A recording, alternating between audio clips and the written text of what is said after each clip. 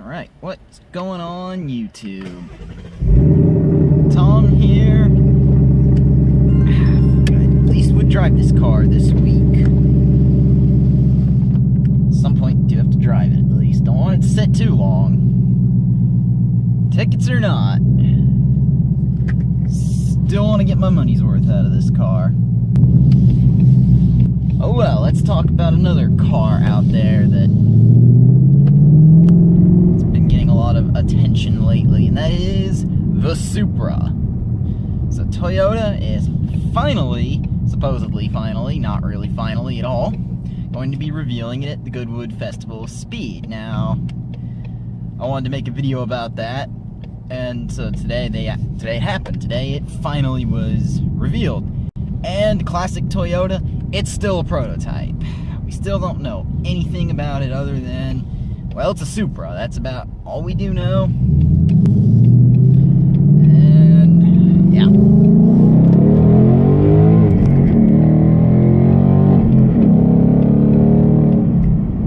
That's something a Supra just can't do. That sound is something your Supras will never have.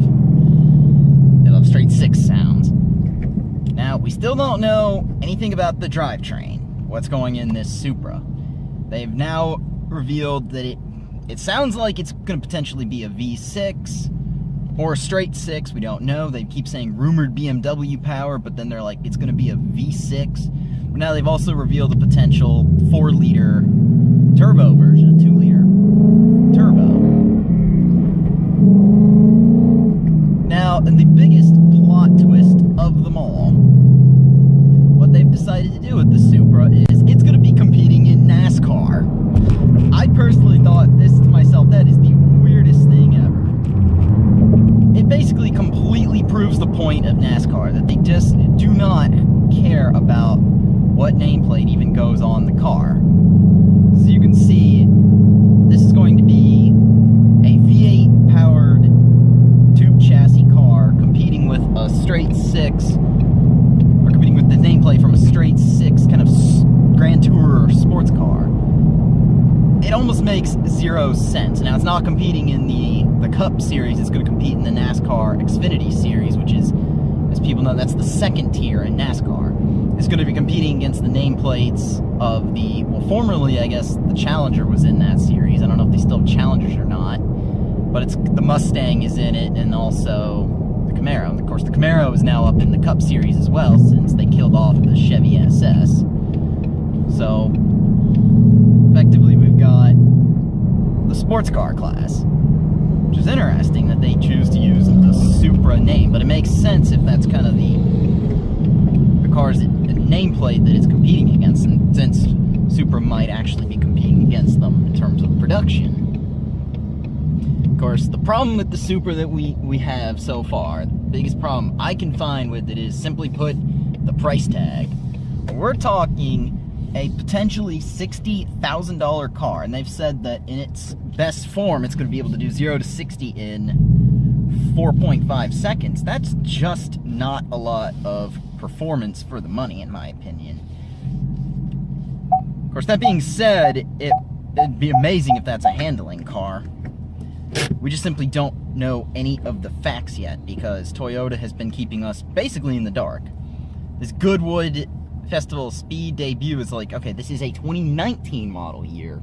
We know for a fact it's going to be called Supra. We know for a fact basically what it's going to look like. Still in camo, but it's camo over the production-ready body. So we know it's coming. We know what it's going to look like. Now if we could just reveal it.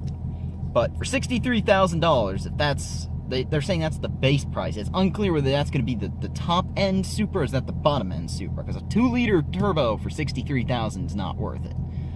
Because, again, it seems to draw a criticism and a lot of comparison to the Mustang, which to me is an unfair comparison, because this car here, this Mustang, this is nothing like a Supra.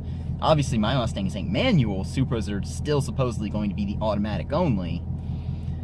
That right there is its own thing there. And of course, Mustangs, a base GT is in the 30s. You can go as high as the 50s for a loaded GT. If a base Supra really is going to be in the 60s, it's probably going to have a lot more equipment, because at that price, you need equipment, because you're competing with Probably at that price point, I don't see that being a thing, because you'd already be competing with Lexuses at that price point. Toyota would have internal competition.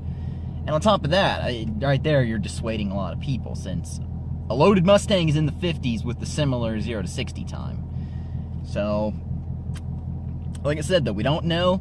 My prediction is, I'm not sure what auto shows off the top of my head are going to be later in the year, but if I'm not mistaken, towards the end of the year, Dubai would be one option.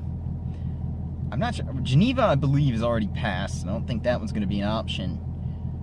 Or potentially they do what the automakers have all been doing, where they do their own separate press event. So I think that's worth looking at. It's a potential press event. Of course, like I said, big question: is it going to get a BMW drivetrain, a Lexus drivetrain? Have they been blowing smoke up our butts the whole time about this so-called automatic only, this no manual option? Because I think it would sell a lot better if it had a manual in it instead of the automatic only. But a lot of questions remain to be seen. But I do predict it's going to go do some more racing other than NASCAR. It'll probably do, in Japan they have the Supra GT competition. Since the Supra was dominant before they ended up withdrawing it from that competition, I see the Supra nameplate going back to that. I'm possibly a Le Mans GT car, but depending on the horsepower, might or might not. That's up for debate, though, because in my opinion, it would be pretty cool if it did. No word yet on that. And basically, yeah, at this point, I'm very patiently waiting for one to hit the dealer lots so I can actually just go down to a dealer and look at one. Because personally, I want to see this car. I wouldn't buy a Supra, because if the price tag is right, that $63,000, that's way out of my budget for that sort of car. But I still am curious, just because all this attention that nameplate has gotten. So, without further ado, let me know in the comment section below what you think about this new Supra. Do you think that, is Toyota seriously making a mistake by making us wait too long? Are they doing what Ford did with the 18 Mustang, and they're just simply trying to attract too much of this attention? Or do you think that it's going to finally be the car that we've all been waiting for? Anyway, if you like this video, go ahead and leave a thumbs up. If you're stopping in for the first time, go ahead and subscribe. Help this channel get to 2,000 subscribers. Anyway, take care. Have a good day.